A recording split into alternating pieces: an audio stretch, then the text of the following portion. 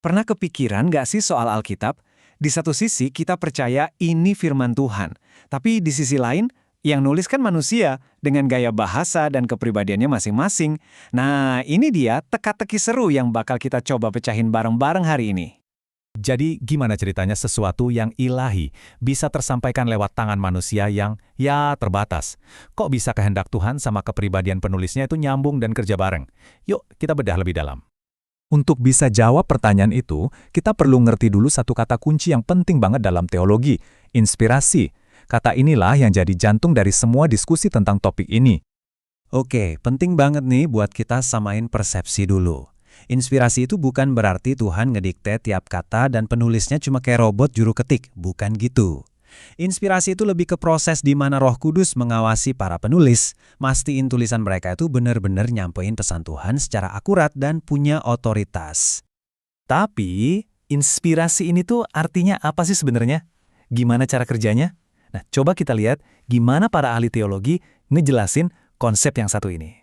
Benjamin Warfield, salah satu teolog besar, menyoroti dua hal penting di sini. Pertama, ada pengaruh yang supranatural. Kedua, hasilnya adalah tulisan yang punya kepercayaan ilahi. Jadi ini bukan sekedar karya sastra biasa yang keren, tapi ada sesuatu yang jauh lebih dari itu. Nah, Charles Ryrie nambahin satu elemen lagi yang menarik banget. Adanya peran ganda. Ada pengawasan Tuhan, tapi di saat yang bersamaan, kepribadian individu si penulis juga dipakai. Jadi, sisi manusianya nggak dihapus, justru jadi bagian dari sebuah kemitraan yang unik.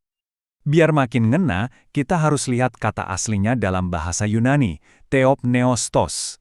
Ini penting banget. Artinya bukan Tuhan meniupkan nafas ke dalam tulisan yang udah jadi, tapi tulisan itu sendiri dihembuskan keluar oleh Tuhan. Dengan kata lain, Alkitab itu adalah produk langsung dari nafasnya. Eits, tapi tunggu dulu. Tentu aja nggak semua orang sepakat sama pandangan ini. Ada banyak banget teori lain di luar sana. Yuk kita lihat beberapa pandangan alternatif yang paling umum, dan kita akan coba pahami satu persatu. Wow, lihat deh, spektrumnya luas banget kan? Dari yang bilang penulisnya cuma jenius sastra biasa, sampai yang percaya Tuhan yang ngediktein semuanya kata per kata. Coba kita zoom in ke beberapa yang paling menonjol. Oke, dua pandangan pertama ini intinya mirip. Mereka sama-sama menolak adanya campur tangan supernatural yang unik. Inspirasi natural itu ngelihat penulis Alkitab, ya sama aja kayak Shakespeare, jenius sastra. Kalau iluminasi spiritual, ini lebih ke pencerahan rohani tingkat tinggi yang sebenarnya bisa dialami orang percaya lain juga. Nah, pandangan yang ini coba ngambil jalan tengah. Mereka bilang, oke, bagian tentang keselamatan itu dari Tuhan. Tapi kalau soal sejarah atau sains, mungkin ada salah-salah dikit dari manusianya. Dan disinilah letak masalahnya kan. Kalau kita mulai potong-potong Alkitab, terus siapa dong yang jadi jurinya? Siapa yang berhak bilang, oh ini salah, ini benar? Lagian, gimana cara misahin doktrin Kristen, kayak kebangkitan Yesus, dari peristiwa sejarahnya? Susah kan? Nah, yang ini benar-benar kayak langit dan bumi. Di satu sisi, ada inspirasi konseptual yang bilang Tuhan cuma kasih ide besarnya aja, terus penulisnya bebas milih kata-katanya sendiri yang bisa aja keliru. Di sisi lain, ada dikte ilahi yang percaya manusia nggak punya peran apa-apa, cuma nulis persis apa yang didengar dari Tuhan. Kalau pandangan ini beda banget, fokusnya geser ke pengalaman kita sebagai pembaca. Menurut mereka, Alkitab itu bukan firman Tuhan secara objektif, tapi bisa menjadi firman Tuhan buat kamu secara pribadi. Pas kamu baca dan kamu merasa tersentuh oleh Kristus. Jadi otoritasnya pindah ke pengalaman si pembaca. Oke, kita udah lihat banyak banget teori dari luar. Sekarang, gimana kalau kita coba dengerin Alkitab itu sendiri ngomong apa tentang dirinya? Apa sih klaim dari para penulisnya? Dan yang terpenting, dari Yesus sendiri?